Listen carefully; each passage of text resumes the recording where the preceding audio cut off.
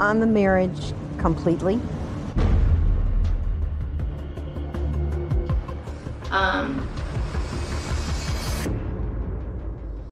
Guys, and welcome back to Little Blair Book. You know what time it is. Talking to you guys about Brett and Olivia, part 2 of our videos of 4. Yes, we've got 4 videos coming up, so don't think I'm on Karen's neck. I'm on everybody's neck, baby. Alright, so if you're new to the channel, make sure you like, share, subscribe, click on that bell button for a notification of the uploads. And for those of you returnees, you got the minerals, grab your t-shirt or hoodie. Talking about, yes, part 2 with Dr. Pepper and talking about Olivia and her experience. So now, obviously, with Olivia, we know already that previously, beforehand, I spoke about this in the last review. Olivia spoke about the fact that, yes, you know, she felt like there was no growth in their relationship and this marriage. I feel like there's been no growth or anything since production got put on hold. There's just no communication. I already said about the fact that the car had come to a standstill because there was a lack of fuel being added to the relationship. If you don't input, the car ain't going to go nowhere. Same with your relationship. If you're not going to continually input into that relationship, where would the relationship go? You're asking the relationship to run on fumes, okay? And it's only so long before the relationship comes to a grind and a halt, just like a car will come to a halt, all right? And so that was normal to see because they were lacking a desire, which is the fuel to make this work. You weren't even desiring it. You weren't even taking a pump out of the fuel pump to put into your car. Why? Because you weren't desiring it, okay? You were going with the flow, right? You know, I think Olivia wanted a man to be an addition. Brett wanted a woman that was not going to expose his insecurities. Simple as. Take it, you know what I'm saying? Take it as you like it. You know, she spoke about the no communication situation, and I think this is where it's really key. I noticed this some weeks back. They talk at points, and when she decides to bring up what's a resolution or solution, Brett's answer to the thing is, I don't have the problem, you do. I think that we argue the same points every time because there's never any resolution because there's no communication in between these conversations. We also did have a conversation one day about the corona. And when you deal with a relationship like that, especially when we can see some blame needs to be attached to Brett, you're not clean, you're not free from this, you're not exempt from this, and you partly are to blame. When you see behavior like that, you have to be worried that this person lacks an accountability, as she mentioned. This person lacks the internal introspection and retrospective view of themselves to look deep within and say, hey, you know what, there's some parts here that I'm kind of missing. I'm not doing things correctly. And because he didn't do that, what it was doing was causing Olivia to feel annoyed. Why? Because if you always think that you're right, you're the most infuriating person ever. You know, in a relationship, people make mistakes. Everybody makes mistakes. But imagine that person going on, I've never made a mistake. I don't make mistakes. Okay? That person's God. Okay? And in that God, and even we get annoyed about God. God, why do you love me so much? Jesus, you love me so much. Oh, too much. Oh, too much now. Excess love. Oh. We ask God, what's wrong with you, God? Do you know what I'm saying? But his love is perfect. Not just that he's perfect. His love is perfect. You know what I'm saying? It has no bounds. You know what I'm saying? It knows the beginning and the end. You know, okay, let me stop. Alright, so listen, real split though. You know, Brett's not perfect. And when I say that, I don't mean in the sense of like no one's perfect. In the sense of, yo, you contributed towards this, bro. Whenever communication comes up, whenever discussions comes up, whenever we discuss about how there should be a solution, you suddenly go AWOL. And you then shift the Pan diagram or the blame or shift the weight of the gravity of the solution solving onto Olivia as part of the fact that, Olivia, it's you. You feel a certain way, not me. You feel a certain way. You're insecure. Oh, you want to talk to Pastor Cal. No, no. If you want to go on then, it's not me that's got trouble. You got trouble. And when you do that, okay, you have to understand that you are no longer now participating in the relationship. You're now saying the issue is with the other party and not with you. My friend, you're not clean. You understand? When you're not clean, when the thing splats, it splats on everywhere. You know what I mean? Everybody gets a bit of mess on them, okay? There's residue left over.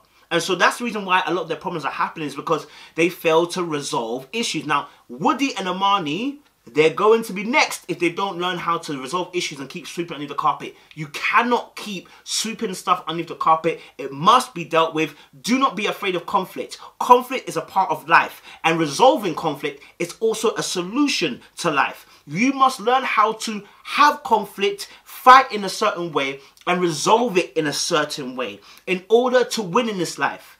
You can't be afraid of conflict. Conflict is everywhere. Conflict is life, and conflict has its place on a daily with us. We got to learn to conflict resolute. You understand? And so that was a problem with Brett. He wasn't able to understand that he needed to come to a conflict resolution and actually understand you part and parcel played in causing this drama, right? You know, she mentioned the fact that they're having the same arguments. And the reason why they're having the same arguments is because there's no resolution. Let me tell you something. If you are in your relationship right now and you keep having the same argument, it's because you never resolved it in the first place. Somebody in that argument feels like we never solved the issue. I've been there. I know it. It happened to me recently. I dealt with the missus and we had an argument that was reoccurring, like a pie chart, like 3.333. And the reason why is because there was no, for me, I will tell you honestly, there was no solution. And when I didn't see the solution, I kept on going back over it, and back over it, and back over it, and back over it, until we bring an actual solution to the table. Then now I can say, let's let it go. But because there needs to be a solution to certain problems, because certain things cannot keep going. I've said this before. When a business is running, okay, there are certain queries that need to be solved now. Otherwise, the business falls. There are certain queries that, yes, it would be nice if this was sorted out, but because it's not being sorted out, all right, we can hold off a few months or even a few years, because it doesn't change the way we do our business daily. It doesn't change the operational floor level situation. Do you get me? So understand that, yeah? There are times and seasons for certain things to be solved. Do you know what I mean? But in a lot of my cases, a lot of things, if they're urgent, they need to be solved now, because they affect the daily business. I also did have a conversation one day about the coronavirus and how it was affecting everything. And I just said, like, can we just not watch the news? Scared, being scared about COVID. And obviously, like, they have two different perspectives. And I think this really tells into the way they deal with life. She's like fearless, wanting to do so many things, go out to different events, do this, that, and spend money. He's more cautious. I want to plan this. I want to understand this. I want to know why. I want to be able to break it down. And so the reaction to COVID is the exact same way. I'm a free-flowing bird. I'm going to make this happen. I'm not going to be scared. And we got Brett. I'm scared, but I don't want to communicate that I'm scared. I can't communicate to you that I'm feeling a little bit of a certain way, but, you know, take my word for it. Do you feel me? And so the way that he operates in life with finances is the exact same way he's operating with COVID. There's a fear. You know, there's a hoarding fear. You know what I mean? Sometimes. And so like, we can all do it. I'm partly there. I'm a person that likes to keep money rather than be spending it on a mad thing. You get me? You know what I mean? I like to be, my money for me, I think is a bit of it is security. So I like to keep a lot of cash there, fam. You know what I'm saying? I understand why you wanted to see your family, but he seemed genuinely panicked about sort of breaking the seal of your household. He never expressed those feelings to me. Went home for the cat situation, she never knew that was a plan, that he was going to stay home. You know, and the fact that he obviously said to her it was a bad idea. I saw Dr. Pepper kind of trying to push the narrative that Olivia wasn't listening to his real concerns. And I partly agree that. And I think what they're alluding to again is what I said in the first video, which is the fact that she's not going to listen to Brett. She wants to do what she wants to do. And so therefore, this action actually is representing how she likes to do what she wants to do. You know what I mean? Even though it was a loving, merciful, kind thing to go and see your mum, you know, in the season when he's asked you not to go, she's going to go. Because at the end of the day, she's a free spirit. That's how she works. She doesn't want to be restricted. She wants to go and do what she wants to do.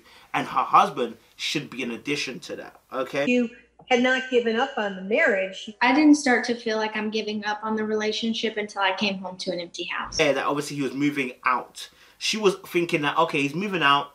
You know, that you're going to come back and we're going to work it out. Obviously, when we speak to Brett later on and do the video on that, we'll explain where Brett's mind was. Slightly different.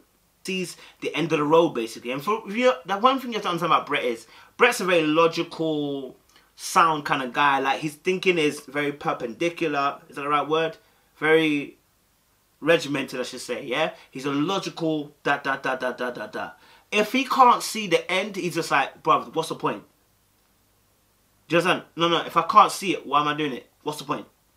And so that's why when he says, obviously, you know, it's the end, it's basically he's saying it's the end. And the reason why he's saying it's the end is because fundamentally, he said, listen, fundamentally, we don't agree. Like, you don't want kids, I want kids. Or, you know, potentially you want kids, but you're not sure 100%. I'm trying to have kids, bro, and you're wasting my time. I'm wasting your time. Let me get on with the day. Do you understand? I don't see what the point of us trying to go through all the trouble of making everything work when you and I both know that there's fundamental problems that... Saying something like, I get the fundamental differences, but then she didn't finish, right? And she couldn't explain herself fully as to what she meant by that. And I really think that, obviously, for her, you know, maybe part of her really wanted to make this work. And remember, she hates failing. So this might not be necessarily more about the fact that they're breaking up, but the fact that she hates failing. You know what I'm saying? She hates to fail something. Do you know what I'm saying? And so, for me, I understand her viewpoint. I understand why she may feel a certain way towards, you know, Brett, and the fact that what he did and the fact he left no food in the pantry, went home. I get it. We want different things out of life. I get the fundamental differences, but like...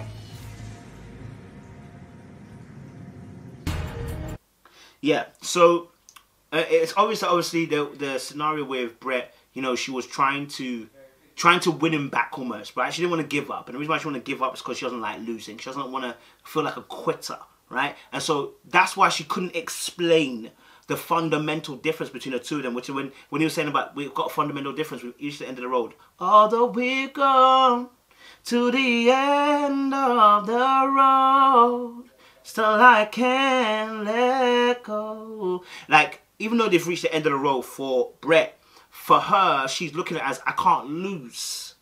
No, I can't lose. Not only that, again, it was a power situation where, you know, deep in the situation where, like, obviously Brett can't end it. Not like this. We haven't spoke about it. We haven't talked. Like, no, you can't just end it when, obviously, you know, we haven't discussed this. And I get that. So when she did discuss it on the phone, she couldn't actually explain after saying about fundamental, because there is no reason why they should be together. Why? Because she's not feeling him that way. She's lost interest. That's what she said. She lost interest. Like, she at point had an interest and then it lost. But when you were saying about we don't know when you're gonna have sex and stuff like that, and you didn't want to be affectionate, you were starting to kill the flow from then.